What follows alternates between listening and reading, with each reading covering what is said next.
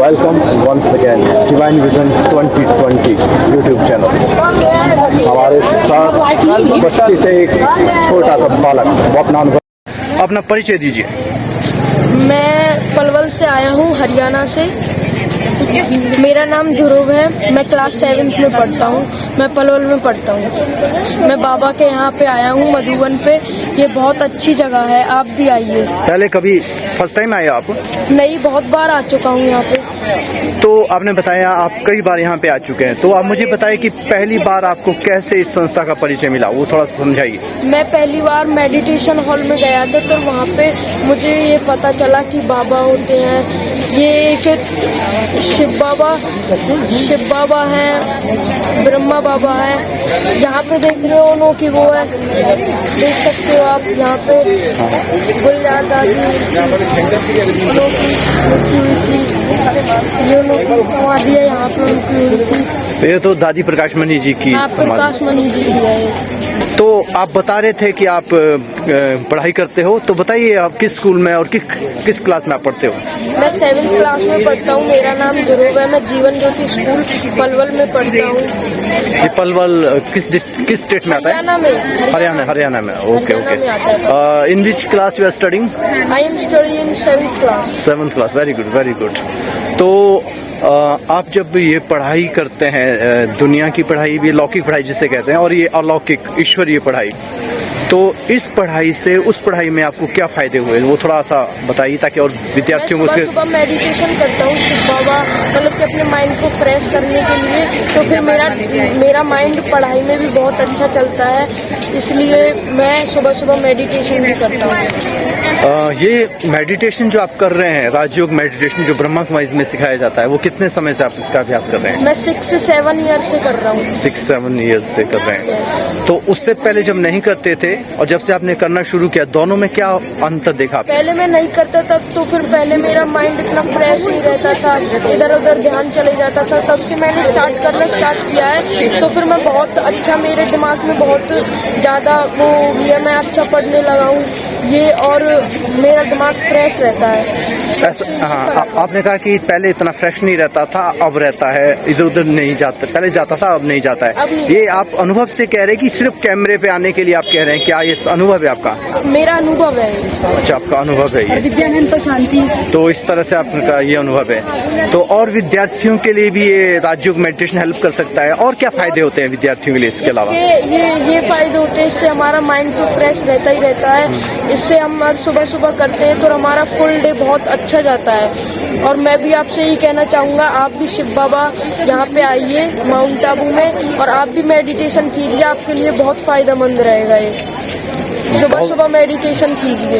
ये सुबह ही कर सकते हैं या और टाइम भी, शाम को भी कर सकते हैं? शाम को भी कर सकते हैं इसको, सुबह और शाम को। और दोनों टाइम में, या एक टाइम जब भी आपको टाइम लगे? तब भी आपको टाइम मिले आप तभी कर सकते हो। अब ऐसा तो नहीं, आप तो देखो, आप तो बहुत छोटी आयु है आपकी, ऐसा तो नहीं कई लोग सोचते हैं कि जब बड़े हो जाएंगे, बड़ी आयु की, अब बूढ़े हो जाएंगे, ऐसे सोचते हैं। तो क्या आप सोचते हैं कि बच्चों के लिए भी बेनिफिशियल है कि बड़े लोगों को सीखना चाहिए? ये सबके लिए बेनिफिशियल है, बड़े के लिए भी और छोटे के लिए भी, सभी के लिए बेनिफिशियल है। तो आप क्या मैसेज देना चाहेंगे उन लोगों को, बड़े छोटे सबके लिए, जिनको अभी तक इस संस्था का, परमात्मा के विषय में पता नहीं है, तो आप उनको क्या मैसेज देना चाहेंगे? मैं कहना चाहूँगा, आप माउंट आबू में आइए, ये हमारा ORC में भी है, और शिव बाबा बहुत अच्छा ज्ञान है। आप भी यहाँ पे आइए और मेडिटेशन जरूर कीजिए। Thank you. शिव बाबा के बच्चे बनिए। थैंक यू वेरी मच, बहुत अच्छा लगा आपसे मिलकर। ओम शांति। मेरा नाम सृष्टि है, मैं 7वीं कक्षा में हूँ। कहाँ आपका स्कूल, पूरा अपना बताइए आपके विषय में। हौस खास में सहोदय। हाउस खास कहाँ? ये दिल्ली में पढ़ता है। दिल्ली में पढ़ता है। अच्छा। तो 7th क्लास में पढ़ते हो आप? तो इस संस्था में जो ब्रह्मा कुमारी है, इसमें कितने समय से है आप लगभग? हमें 3 साल हो गए। 3 साल। तो आपको इसके बारे में सबसे पहले किसके द्वारा पता चला? हमारे बुआ जी रहती हैं पानीपत में। अच्छा, पानीपत में। हाँ, वहाँ भी बहुत बड़ा सेंटर है ना पानीपत में। तो उन्होंने आपको क्या बताया? उन्होंने ऐसे बताया था कि वो एक बार आ रही थी माउंट आबू, तो उन्होंने कहा था तुम चलोगे, वहाँ बहुत अच्छा लगता है। हाँ, फिर हम आए तो फिर हमें काफी अच्छा लगा यहाँ। अच्छा, क्या चीज़ आपको अच्छी लगी यहाँ पे, जो सभी बोलते हैं, तारीफ करते हैं, ज्यादा अच्छी आपको? आप अपनी बताओ, आपको क्या बात हर अच्छी? जगह इतनी शांति है, कहीं और नहीं मिलती, और हरियाली है चारों तरफ। आप देख सकते हैं सृष्टि करी, चारों तरफ हरियाली है। मैं कैमरामैन से गुजारिश करूंगा कि वो हरियाली दिखाए। तो यहाँ पे जैसे आप कह रहे बहुत सारी ज़्यादा हरियाली है, तो दिल्ली में तो बड़ा पोल्यूशन रहता है ना, वहाँ पे तो बहुत दिक्कत होती है। तो गाड़ियाँ इतनी है, हाँ, और शोर शराबा इतना ज़्यादा होता है। यहाँ तो बहुत अच्छा आपको लग रहा होगा। हाँ। तो आपको दिल्ली में जाना अच्छा लगता है, वहाँ रहना अच्छा लगता है, कि यहाँ जब आप ये शांति महसूस करें, कौन सी बात अच्छी लगती है ज़्यादा? अच्छा तो यही लगता है, पर अब रहना तो घर में ही होता है। रहना तो घर में पड़ेगा, रहना तो वही है, पर अच्छा तो नहीं लगता है। यही लगता है। और लोग जो, और बच्चे जो नहीं अभी तक यहाँ पे आए हैं माउंट आबू, उनको कोई आप मैसेज देना चाहते हो? क्या उन्हें भी आना चाहिए इधर? जी हाँ, आना तो जरूर चाहिए, इतनी अच्छी जगह है। एक तो बाबा का आशीर्वाद है, ऊपर से चारों तरफ शांति है। आपने बताया बाबा का आशीर्वाद है, तो मैं एक प्रश्न आपसे पूछता हूँ कि बाबा की कोई मदद ईश्वर इस पढ़ाई के दौरान कोई आपको मिली हो, तो आप हमारे दर्शकों के साथ उसको भी शेयर कर सकते हैं, कोई ऐसी हेल्प मिली हो? बस पढ़ाई में क्या, और हर जगह जहाँ भी कभी किसी चीज में अटक जाते हैं, कुछ गलत हो जाता है, तो बाबा ही मदद करते हैं। मदद करते हैं निश्चित तौर से। तो कहने का मतलब ये नहीं कि बड़े लोगों के लिए ये ज्ञान है, छोटे बच्चों के लिए, स्कूल जाने वाले सभी तो सबके लिए है, तो सबके लिए भगवान के सभी बच्चे, सभी के बच्चे हैं। अच्छा, और आप जब आपको ये ज्ञान नहीं था, जब तब का जीवन और उसके बाद का जीवन, कौन सा जीवन ज्यादा अच्छा लगता है? पहले तो मतलब ज्ञान नहीं था, तो मतलब वहाँ दिल्ली में तो एक तो माहौल भी अच्छा नहीं है, तो हर बात पे गुस्सा आ जाता था और कुछ भी ठीक नहीं लगता था। उसके बाद से तो मतलब एकदम क्या कहते हैं, एकदम चरित्र निर्माण हो जाता है, जैसे शांति भी होती है। हाँ। तो नहीं, गुस्सा क्या पूरा खत्म हो गया एकदम, कि आता है अभी भी थोड़ा आता होगा? आता तो सबको है, हाँ, लेकिन बस कंट्रोल करना होता है। अच्छा, मतलब यहाँ आने के बाद कंट्रोल कर सकते हैं, पहले कंट्रोल नहीं होता था। अच्छा, आप स्टूडेंट है क्लास में, तो टीचर्स कई बार कहते हैं, कई बार अक्सर कहते हैं कि चुपचाप बैठो, शोर मत करो, डोंट मेक ए नॉइज। तो आपके टीचर्स भी कहते हैं आपको कि हाँ? तो आप और बच्चे शोर करते हैं? हाँ, करते हैं। अच्छा, आप करते हो इस ज्ञान के बाद कि नहीं करते फिर? अच्छा, तो आपने सीखा कि शांति से हमें भी, खुद को भी फायदा होता है। तो आप कोई गीत भी आता है इस संस्था का, बाबा का कोई, अगर आता हो तब एक दो लाइन आप, कुछ भी? गीत तो नहीं आता। गीत नहीं आता, कोई बात नहीं, सुने तो होंगे आपने? हाँ, सुने तो हैं। आपके शौक क्या क्या है? मुझे घूमना फिरना पसंद है देश में, और पढ़ना? हाँ। पढ़ाई भी अच्छी लगती है। तो आपको बुआ के द्वारा ये ज्ञान मिला, तो आपकी बुआ जो पानीपत में रहती है, और बच्चों के लिए आप कोई संदेश देना चाहते हो? इसके फायदे और क्या होते हैं? पढ़ाई में भी कुछ फायदा होता है, तो जैसे एकाग्रता में कुछ? जब ज्ञान हमें मिलता है तो उससे बुद्धि अच्छी रहती है, तो एकाग्रता होती है। मेडिटेशन करते हो आप? हाँ, जब डायमंड हॉल में होता है तो करते हैं। अच्छा, घर में भी करते हैं? ठीक है, बहुत अच्छा लगा आपसे मिलके, थैंक यू। ओम शांति। संगम का शुभ पावन युग यह, नई सृष्टि का प्रात, मनु विकारों की मूर्छा माया, बीत चली है रात, अनुभव की है बात हमारी, नहीं तर्क का ज्ञान, कर लो परिचया परम पिता का, नहीं शब्द जंजाल, नहीं शब्द जंजाल। हमने देखा, हमने पाया, शिव भोला भगवान, कितना मीठा, कितना प्यारा, शिव भोला भगवान, शिव भोला भगवान। Super, fantastic. ओम शांति। नमस्कार, मेरा नाम अरुणोदय शर्मा। सबसे पहले मैं यहाँ इस हॉल में जितने भी मेरे बड़े भाई और मेरी बड़ी बहनें बैठी हैं उन सभी को मेरा चरण स्पर्श।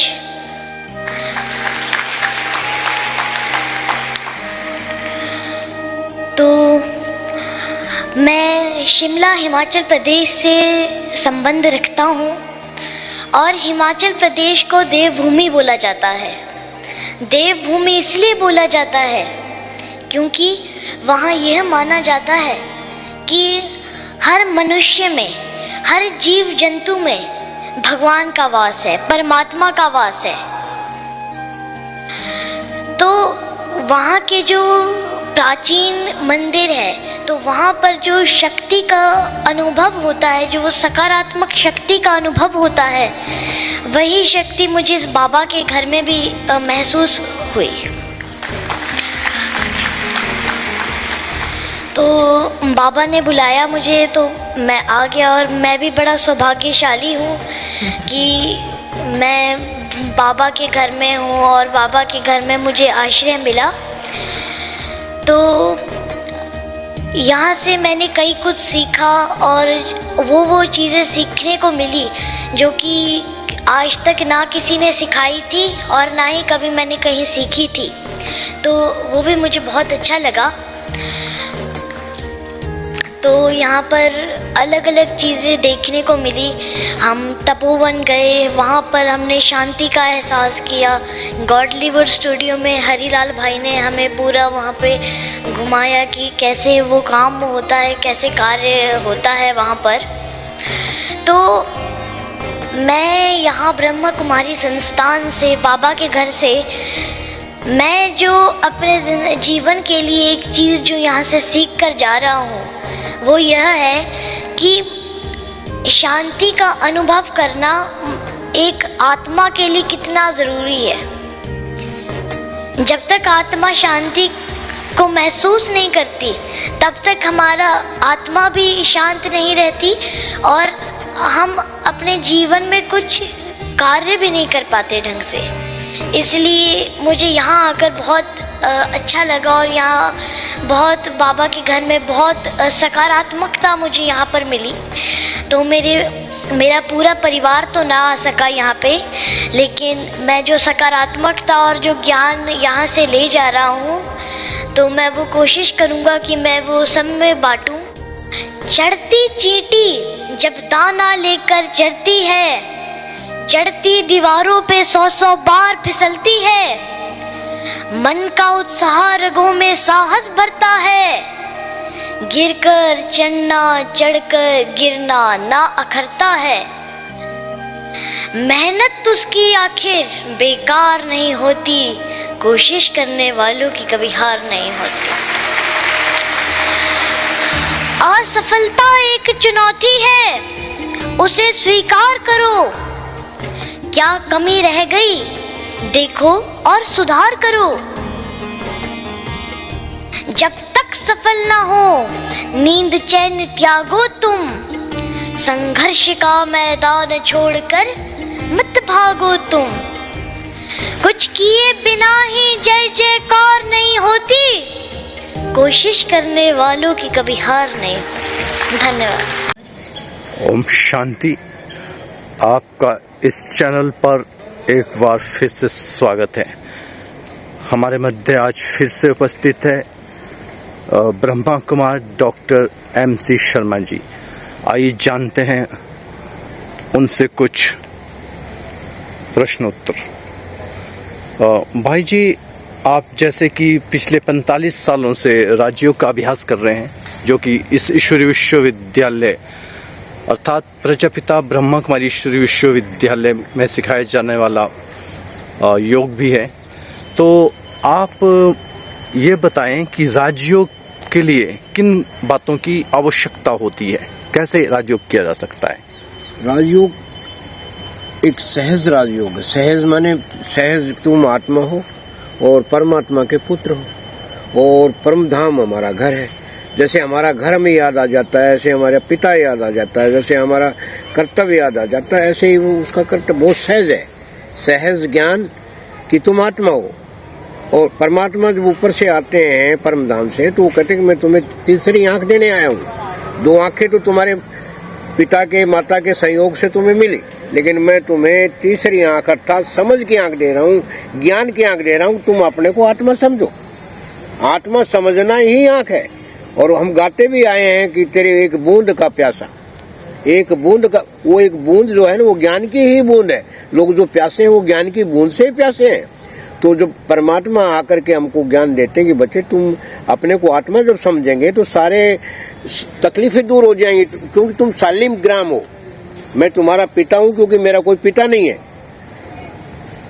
और मैं स्वयंभू हूँ, और मैं आकर के ना 3 देवताओं की रचना करता हूँ, और आकर के मैं तुमको कांटों से फूल बनाता हूँ और तुमको सोजरे में ले जाता हूँ, और तुमको इतना ज्ञान रतन देता हूँ, तुमको धन धान से संपन्न कर देता हूँ। और पतित पावन मैं ही हूँ, गंगा पतित पावनी नहीं है, और कोई पतित पावनी साधु नहीं है, लेकिन पतित पावन मैं ही आकर के तुमको सदगति देता हूँ। और मेरे आने में और तुम्हारे आने में और इन महात्माओं के और जो धर्म गुरु है ना, इनके आने में बड़ा फर्क है। वो आते हैं लेकिन आकर के ना वो अपनी स्थापना करते हैं, और तुम आते हो तो अपना चक्कर पूरा करते हो, और मैं आता हूँ तो तुमको चक्कर से मुक्त करता हूँ और तुमको सदगति का मार्ग देता हूँ। तुम अपने को सिर्फ आत्मा समझो, और आत्मा समझने से ही तुम्हारे सब दुखड़े, क्योंकि आत्मा के अंदर प्यार भी है, गुण भी है, शक्तियाँ भी है, उसमें पवित्रता भी है, उसमें शांति भी है, उसमें विशेष डिवाइन क्वालिटी, उसमें 7 एमिनेंट पावर्स है। तो वो आकर के हमको अपना परिचय देता है कि मैं तुम्हारा पिता ज्योति बिंदु स्वरूप, और तुम भी ज्योति बिंदु जो मस्तिष्क में तुम तिलक लगाते हो, ये तुम्हारा असली स्वरूप है। और मेरी पूजा तुम्हारी साथ भी होती है, घर में भी पूजा होती है शालिग्राम के रूप में, और सतयुग में भी तुम्हारे को देवी देवताओं के लोग तुम्हें पूजते हैं। और तुम बिंदु हो और मैं सिंधु हूँ, और तुम लेकर के भूल जाते हो। मैं बार बार आके हर 5000 वर्ष में आकर के आपको देता हूँ, लेकिन मैं देकर के भूल जाता हूँ, तुम लेकर के भूल जाते हो। बाप ने अपना परिचय दिया, और वो परम धाम का रहने वाला, वो निर्वाण धाम, शांति धाम जो हमारा, जिसको ब्रह्म लोक कहते हैं, वो हमारा घर। और वहाँ से आकर के हम इस सृष्टि चक्र मृत्यु लोक में आकर के ना, इसको साकार लोक में आकर के 5 तत्व 5 महाभूतों का तत्व, क्योंकि वो आकर के ना कहते हैं तुम्हारे 84 जन्म है, लेकिन ये 84 जन्म कैसे लोगों को नहीं मालूम, क्योंकि सतयुग में हमारे 8 जन्म, द्वापर में त्रेता में हमारे 12 जन्म, और द्वापर में 21 जन्म, और कलयुग में 42 जन्म। इस तरीके से 83 जन्म हुए। लेकिन जो 84वां जन्म है ना, वो ईश्वरीय जन्म है। लेकिन ईश्वरीय जन्म सिर्फ, क्योंकि जैसे ब्रह्मा दादा लेखराज के शरीर में जब ब्रह्मा शिव बाबा प्रवेश करते हैं, तो उनका नाम दादा लेखराज के बजाय ब्रह्मा रख दिया। लेकिन शरीर तो वही था ना, तो वो शरीर 83वां ही शरीर था, 84वां नहीं था। 84वां शरीर तो सूक्ष्म शरीर, जब ये हम यहाँ से जाएंगे, अव्यक्त होंगे, तो सूक्ष्म वतन में जाएंगे, और सूक्ष्म शरीर 2 तत्वों से बनता है। ये शरीर जो ये 5 तत्वों से बनता है, इसमें आकाश, अग्नि, हवा और पृथ्वी और जल। लेकिन वो जो है वो आकाश और हवा हमारा जो ना, अब हमको भगवान जो है राजयोग बात सिखा करके कि तुम अब हवा बन जाओ, जो भी बातें उनको तुम भूल जाओ, स्मृति में आओ। इस स्मृति का तिलक सदा, आज भी बाबा ने ये कहा कि सिर्फ मुझे याद करने, क्योंकि तुम अगर मुझे याद करते हो तो तुम बहुत बड़ा काम, अपने आप पर कृपा करो। मुझे याद करने का मतलब यह है कि मैं कैसे लोगों का कल्याण करता हूँ, कैसे सदगति करता हूँ, ऐसे तुम्हें सदगति कर, यही याद करना है। उसकी वर्षण ही उसका वर्षा है। भगवान कोई आकर के तिलक नहीं देते, लेकिन वो वर्षा जीवन में उतारने का नाम ही वर्षा। तो वो आकर के अपना, वो कहता है मैं त्रिमूर्ति रचेता हूँ। मेरा जो असली परिचय है ना, वो ज्योति बिंदु ही नहीं, बल्कि मैं 3 देवताओं की रचना करता हूँ। जब मैं आता हूँ तो ये ब्रह्मा बनता है, मैं नहीं आऊँ तो दादा लेखराज ब्रह्मा नहीं बनता। और जब उसको तीसरी आंख मिलती तो वो शंकर बनता, और जब आंखें मिल जाती हैं तो वो सारी जन्म जन्म की बीमारियां, जन्म जन्म का जो काम, क्रोध, लोभ, वो सारा भस्म हो जाता है, और फिर वो विष्णु बन जाता है। और विष्णु अलंकार, जब तक वो अलंकार धारण ना करे, घर गृहस्थ में थे, आज भी बाबा ने कहा कि गृहस्थ में रहते हुए भी तुम कमल पुष्प समान रहना।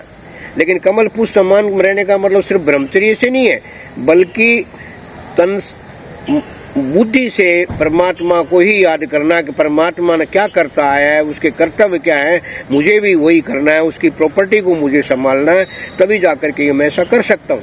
तो परमात्मा तीनों उनके बारे में बता रहे हैं। और ये झाड़ जो है, षष्ठी का जो झाड़ है, इसकी उम्र जो है पूरा 5000 वर्ष है। 5000 वर्ष के बाद फिर सैपलिंग लगती है। ब्रह्मा नीचे जड़ में भी ब्रह्मा है और लास्ट में भी ब्रह्मा है। और अभी झाड़ क्योंकि पूरा होने वाला है, क्योंकि 3 तरीके से ये झाड़ पूरा होगा। एक तो नेचुरल कैलेमिटीज के द्वारा, एक सिविल वार के द्वारा और एक न्यूक्लियर वार के द्वारा। ये तीनों चीजें तैयार है। इधर रूस और अमेरिका न्यूक्लियर वार के लिए तैयारी कर रहे हैं और सिविल वार में घर घर में कले से एक दूसरे को समझ नहीं पाते। माँ बेटी को नहीं समझ पा रहे, बेटा बाप को नहीं समझ पा रहा, भाई भाई को नहीं समझ पा रहा और पड़ोसी पड़ोसी को नहीं। सिविल वार शुरू हो चुकी है, एक दूसरे को चाहते नहीं। गवर्नमेंट्स का पॉलिटिक्स, दूसरी चीजें हम देखने को मिलती है। और नेचुरल कैलेमिटीज तो आप देखते हो रोज, अर्थक्वेक आ रहा है, कहीं बाढ़ आ रहा है, कहीं तूफान आ रहा है। ये तो हमारी गवर्नमेंट अच्छी, जो टाइम से पहले सारी चीजें मदद मिलती है, उस वक्त क्या होने वाला। और ये तैयारी ठीक 12 वर्ष के बाद 87 परमात्मा को, ये जो हमारी जो लोगों को मालूम शिवरात्रि मनाते हैं, लेकिन शिवरात्रि का मालूम नहीं उनको, वो सिर्फ शंकर रात्रि मनाते हैं। लेकिन शिव जब आते हैं इस ब्रह्मा के तन में, दादा लेखराज में, ये बबूल नाथ के मंदिर में जब इनमें प्रवेश करते हैं तो इनको महसूस होता। तो अपने गुरु के पास जाते हैं। उन्होंने 12 गुरु किए थे, तो जो गुरु के पास जाते हैं तो उनको भी नहीं मालूम था। तो उन्होंने सत्संग शुरू किया तो लोगों को साक्षात्कार होने लगा। कभी ब्रह्मा का साक्षात्कार होता, मुझे भी ऐसे ब्रह्मा बाबा के साक्षात्कार होते थे, और कभी श्री कृष्ण का भी मुझे साक्षात्कार। शांति, आपका इस डिवाइन विजन 2020 यूट्यूब चैनल में हार्दिक अभिनंदन और स्वागत है। हमारे साथ एक छोटे से विद्यार्थी हैं, वो अपने विषय में बताएंगे। बताइए आपका नाम और कहाँ से आए हो आप? ओम शांति, मैं नोएडा से आया हूँ और मेरा नाम नोएडा यूपी। हाँ जी। और मैं 4th क्लास में पढ़ता हूँ। ओम शांति का मतलब होता है शांत रहना, और इससे बहुत फायदे होते हैं, जैसे मन को शांति मिलती है और हम ऐसे सोचते हैं जैसे कि हम गॉड से मिल रहे हैं, तो इसके बहुत ज़्यादा फायदे होते हैं। आपको पहले इस ज्ञान के बारे में किससे पता चला, कैसे आप इस ज्ञान के संपर्क में? साक्षी दीदी थी एक 121 सेक्टर में, उन्होंने करीब 2019 में हमको एक हमारी आंटी थी, वो ज्ञान में चलती थी, तो उन्होंने बताया था हमको। अच्छा। तो उसके बाद कोई कोर्स किया? कहते कोई कोर्स होता है यहाँ पे? 7 डेज के बाद 7 डेज का कोर्स होता है। 7 तो आप तो बहुत छोटे हैं वो अभी, तो आपने 7 डेज कोर्स कर लिया। क्लास कौन सी आपकी? क्लास 4th क्लास है आपकी। English medium, Hindi medium? English, very good. तो आप कोर्स किया आपने, उसके बाद फिर आप मेडिटेशन जो अमृत वेला होता है वो करते हो कभी कभी? परमात्मा को गुड मॉर्निंग करते हो? कब से, कितनी बार की अब तक? अभी तो 6 साल तक कर रहे हैं। अच्छा, तो जो और विद्यार्थियों को पता है ओम शांति में जाता है, तो मजाक तो नहीं उड़ाते आपका? क्या बोलते हैं कि तो छोटा बच्चा बैच पहन के सेंटर जा रहा है।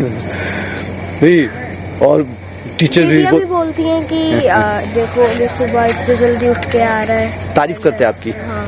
और टीचर बोलते हैं और बच्चे को देखो इससे सीखो कुछ, बोलते ना, बोलते हो इससे सीखो, कितना छोटा सा बच्चा और ये अभी से ही जाता है यहाँ वहाँ पे, तो तारीफ करते हैं। तो इससे आपको मतलब मन शांत रहता है? पहले गुस्सा आता था पहले जब नहीं था ये, तो अब तो छोटे ही है, वैसे तो आप बहुत मासूम है अभी। तो कोई गीत वगैरह तो नहीं गाते हो बाबा का कोई? अरे वाह, इस तरह साइड में हो जाओ थोड़ा सा। तो आप एक थोड़ा सा 2 लाइन हमारे लिए सुना दीजिए गीत की।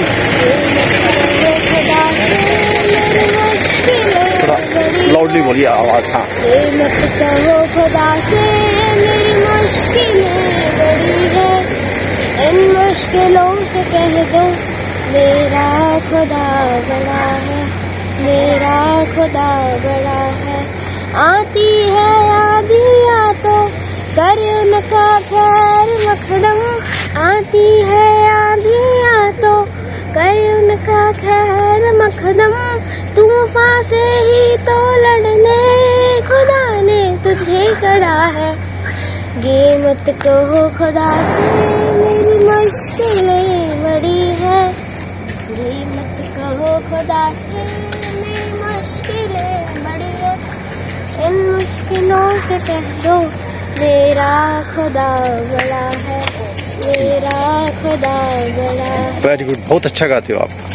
तो दक्ष बताइए उन बच्चों के लिए जो अभी तक भी इस ज्ञान से दूर हैं, जिन्हें इसके बारे में कुछ पता नहीं है, उनको कहिए कि क्या संदेश आप देना चाहिए। उनको यहाँ आना चाहिए और उनकी पढ़ाई भी अच्छी होगी और वो मेडिटेशन और उनका गुस्सा भी नहीं होगा इतना ज़्यादा। तो बहुत अच्छा आह्वान कर रहा है ये बच्चा आप सभी विद्यार्थियों का कि अगर आप मेडिटेशन अपनाएंगे तो आपका जीवन भी इसकी तरह श्रेष्ठ बनेगा। Thank you very much. ओम शांति। बहुत अच्छा लगा आपसे। भी हमारे बीच आदरणीय आचार्य परमानंद जी कटनी मध्य प्रदेश से पधारे हैं। इस विषय पर वे अपना दिव्य उद्बोधन देंगे। आदरणीय आचार्य परमानंद जी से मैं निवेदन करती हूँ अपना वक्तव्य हमारे सामने प्रस्तुत करें।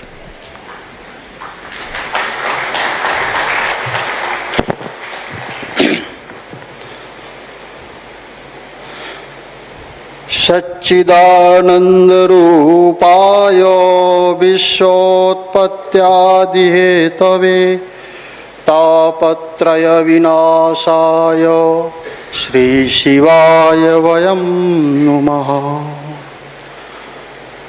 सम्मानित मंच, परम आदरणीय हमारे आज के मंच के महान विभूतियों में से महामंडलेश्वर स्वामी सतगुरु जन्मेजय जी महाराज और अयोध्या से पधारे हुए जगत गुरु स्वामी ओमकारेश्वरानंद जी महाराज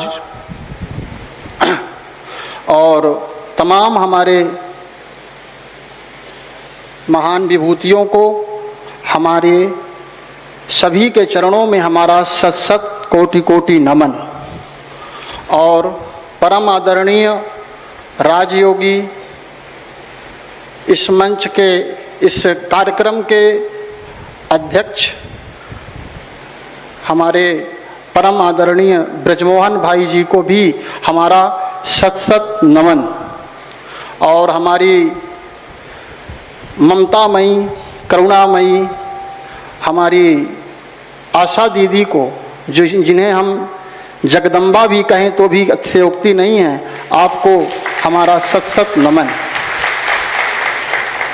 और जहाँ तक हमने देखा अभी गीता पर आखिरी में हमको परमात्मा ने मौका दिया है और हमें इस चीज़ का दुख भी है और एक प्रकार से हर्ष भी है।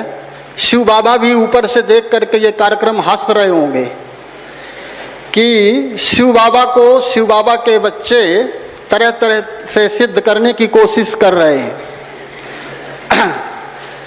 है ना। तो हमारे सभी मनीषियों ने, सभी विद्वानों ने अपनी अपनी मत कही, हमारे लिए कुछ बचा नहीं है। गीता पे सारे पहलुओं को सभी ने छू लिया है। और लेकिन जो मुख्य विषय आज का है कि निराकार परमात्मा नाम रूप से न्यारा नहीं, उसका नाम रूप से सबसे न्यारा है। सबसे पहले तो निराकार को समझना पड़ेगा। निराकार का मतलब क्या? निर्गतः आकारः यस्य सा निराकारः। निराकार का अर्थ ये नहीं है कि जिसका कोई आकार ही नहीं। निराकार का मूल अर्थ है जिससे सब आकार निकले हों, जो क्रिएटर है, रचयिता है। निराकार यदि हम कहेंगे उसको तो फिर उसकी जो रचना है वो भी निराकार होगी, क्योंकि निराकार से निराकार ही निकल सकता है। तो परमात्मा यदि निराकार है तो परमात्मा ने जिस सृष्टि को बनाया वो भी निराकार होनी चाहिए, किंतु वो सृष्टि तो पूरी तरह सबको दिखाई दे रही है।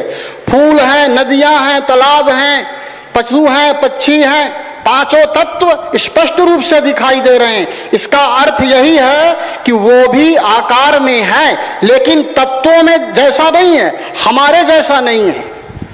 अभी एक बार जब हम ब्रह्मा कुमारी आश्रम आए तो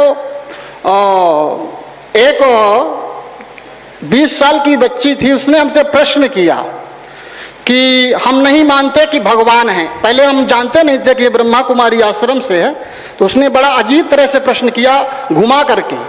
वो हमसे सत्य पूछना चाहती थी। उसने कहा कि हम नहीं मानते भगवान है। तो हमने कहा ऐसी बात कैसे कह सकते हैं आप कि भगवान नहीं है? तो बोले कि आप प्रमाण दीजिए कि भगवान है।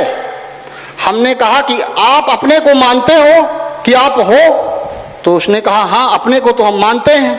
तो हमने कहा कि यदि आप अपने को मानते हो तो आपके पिताजी भी होंगे, उनको भी मानते हो कि वो भी हैं? तो बोली हाँ हम मानते हैं। हम बोले किस आधार पे आप मानते हो कि आप हो और आपके पिताजी ये हैं? बोले हमारा रूप उनका रूप मिलता है, हमारे गुण उनके गुणों से मिलते हैं, हमारा डीएनए मिलता है, तब हम मानते हैं कि ये हमारा पिता है और ये हमारी माँ है। हमने कहा कि इसी सूत्र का आधार ही आपके प्रश्नों का उत्तर है। आप शरीर के माता पिता को उनके डीएनए, उनके रूप, उनके नाम से मानते हो, तो शरीर को कौन पैदा किया? शरीर को भी कोई शक्ति है जो चला रही है, वो कौन है? तो उसने कहा कि हम नहीं जानते। हमने कहा कोई तो है ना कि चला रही है? तो उसने कहा हाँ है तो कोई जरूर, इसको तो हम मानते हैं। हम बोले उस शक्ति को जो पैदा किया है, जिस शक्ति से आपका शरीर खड़ा है, उस शक्ति को जो शक्ति देने वाला सर्वशक्तिमान है, वही तुम्हारा बाप है, वही तुम्हारा पिता है। तो उसने अपना परिचय दिया। बोले यही बात आप सबको बता सकते हैं क्या मंच से? हमने कहा अभी नहीं, मौका मिलेगा तो जरूर बताएंगे। क्योंकि सारा झमेला इसी बात पर है, हम खुद को नहीं जानते, खुदा के बारे में बात करने चल दिए। हम खुद को ही नहीं पहचानते, मैं कौन हूं। सबसे बड़ा अद्भुत रहस्य, सबसे गुह्य बात एक ही है। सारे धर्म, वेद, पुराण, कुरान, उपनिषद, दर्शन, जितने भी ग्रंथ हैं, इतने ग्रंथ हैं कि ये कई हाल भर जाएंगे, ग्रंथों की कमी नहीं है। इतना ग्रंथ किस पर लिखा गया? एक परमात्मा को जानने के लिए और आत्मा को जानने के लिए।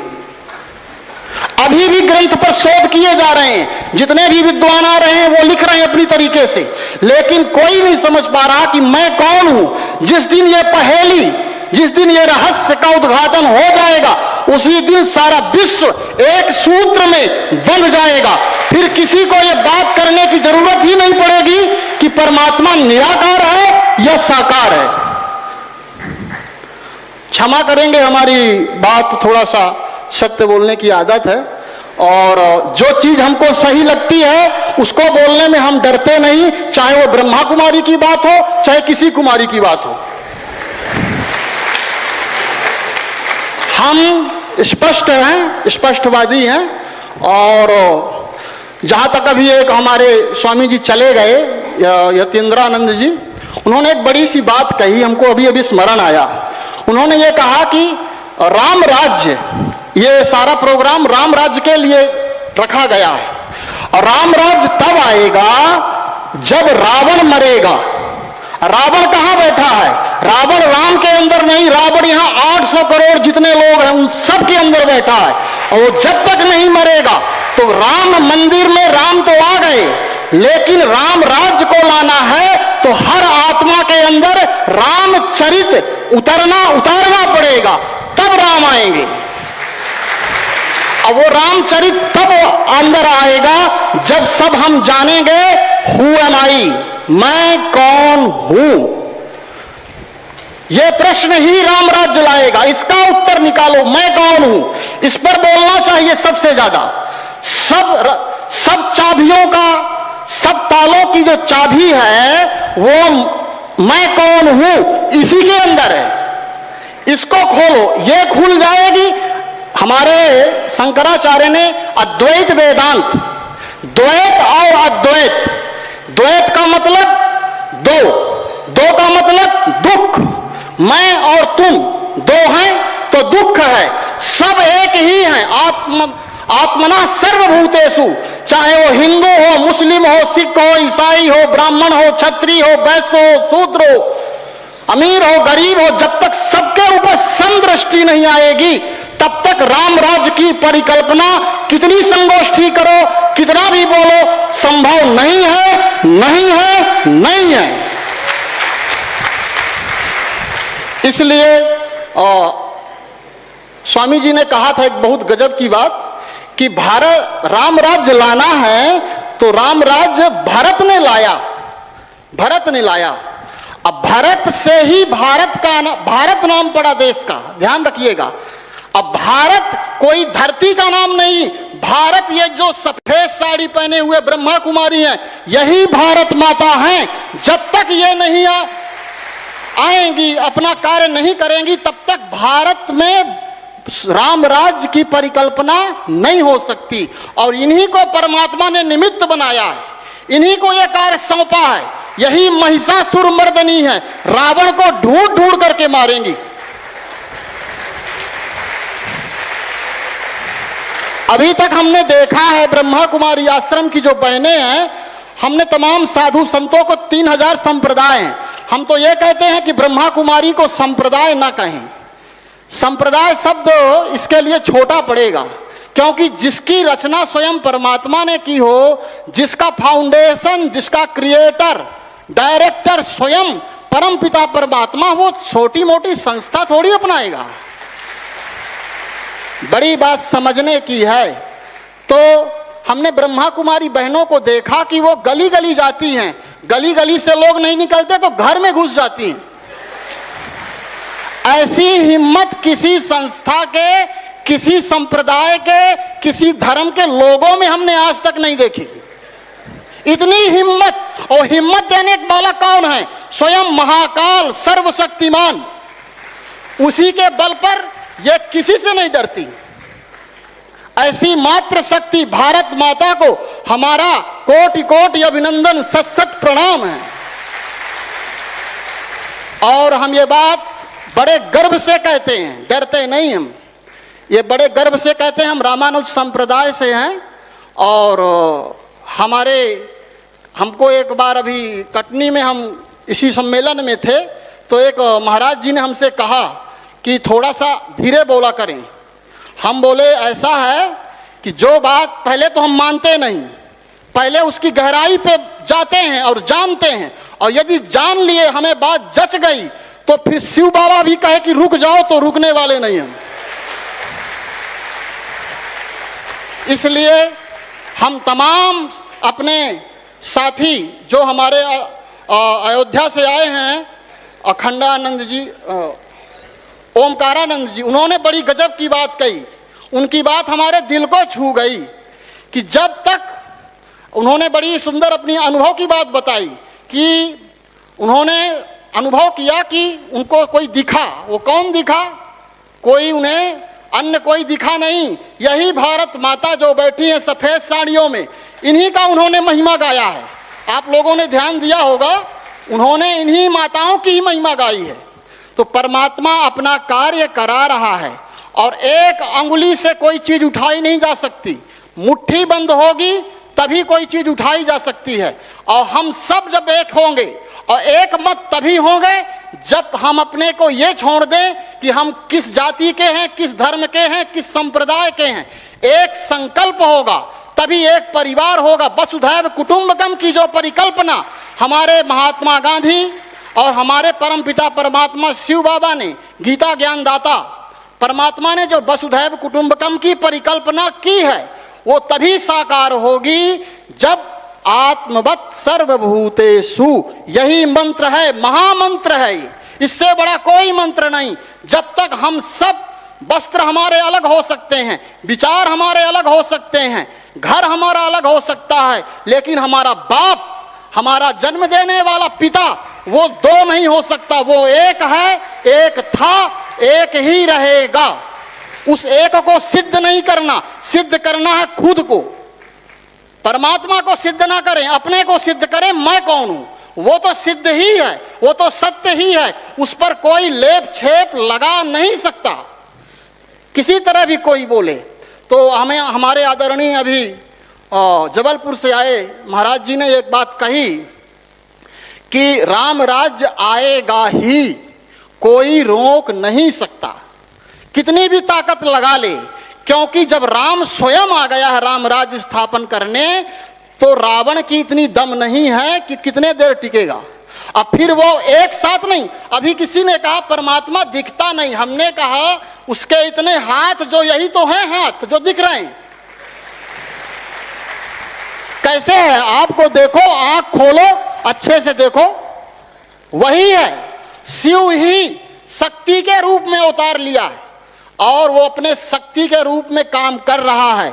जिसे अपनी आत्मा दिखाई दे गई, उसको उसकी शक्ति स्पष्ट दिखाई देगी। हमें चारों तरफ उसकी भुजाएं ही दिखाई दे रही हैं, वही है, वही इस कार्यक्रम में यहां पर सबसे बड़ी अध्यक्षता कर रहा है। नहीं दिखता है तो उसमें हमारी आंखों का दोष है, आई एम सॉरी। और राम राज्य हम ये मंच से कह रहे हैं, और हम तमाम अपने कथावाचक, अभी एक हम वक्तव्य सुन रहे थे चैनल में, कृष्णचंद्र ठाकुर जी भागवत के बहुत बड़े कथा वक्ता हैं, उन्होंने 1400 कथाएं कम से कम की हैं। उन्होंने ये कहा, किसी ने उनसे पूछा कि अभी लोग कह रहे हैं कि कलयुग का विनाश होने वाला है, आप इसके बारे में क्या कहते हैं? तो उन्होंने यही कहा कि अभी कलयुग जो है, अंगूठे का, पैर का अंगूठा का नाखून बराबर तो आया है, अभी तो कुछ भी नहीं है। 5,04,000 वर्ष मतलब क्या, कुछ भी नहीं। हम ये कहते हैं कि मान लेते हैं शास्त्र में जो लिखा है, वो जिसने भी लिखा, जैसे भी लिखा, ठीक है, किंतु यदि हमारे आंख में दिखाई कम देने लगा, पैर हमारे कमजोर पड़ गए, कान में कम सुनाई देने लगा, बाल पक गए, तो ये बुढ़ापे की निशानी है कि जवानी की निशानी है? चारों तरफ एक आत्मा ऐसी नहीं है जिसका मन काम, क्रोध, लोभ, मोह, अहंकार से भरा ना हो। चारों तरफ आप आंख उठा के देखो, न्यूज़पेपर खोलो, टीवी खोलो, चारों तरफ ये संकेत दे रही है प्रकृति कि अब प्रकृति बुढ़ी हो गई है, एकदम मरणासन्न हो गई है, हम ही ने बिगाड़ा है। अभी भी हम सोच रहे हैं कि अभी 4,32,000 आएगा तब खेल खत्म होगा, तब तक में तो पता नहीं क्या से क्या हो जाएगा। इसीलिए हम तमाम अपने साधु संत महात्माओं का, अपने गुरुजनों का, अपने महापुरुषों को ये विनम्र निवेदन करते हैं कि जो बात यहाँ हमने अनुभव की है, ये सभी अपने शिष्यों को, अपने फॉलोवर्सों को बताना होगा कि आत्मवत् सर्वभूतेषु, परमात्मा आ चुका है, नहीं दिखता है तो थोड़ा सा देखने की कोशिश करें। ये बाहर के अंतर्मुखी हो, बाहरमुखी से वही दिखेगा, उसके अलावा कोई दिख ही नहीं सकता। इसलिए अब समय का अभाव है, बहुत देर से कार्यक्रम चल रहा, सभी बच्चे भूखे हैं बाबा के, इसलिए हम ज़्यादा समय नहीं लेंगे। आप लोगों का कोटि कोटि धन्यवाद, आप इतनी देर तक बैठे रहे, आपको सत सत प्रणाम। ओम, सभी लोग बोलें ओम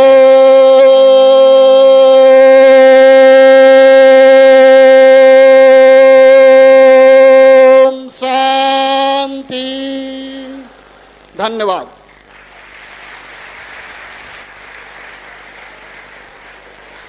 बहुत बहुत धन्यवाद।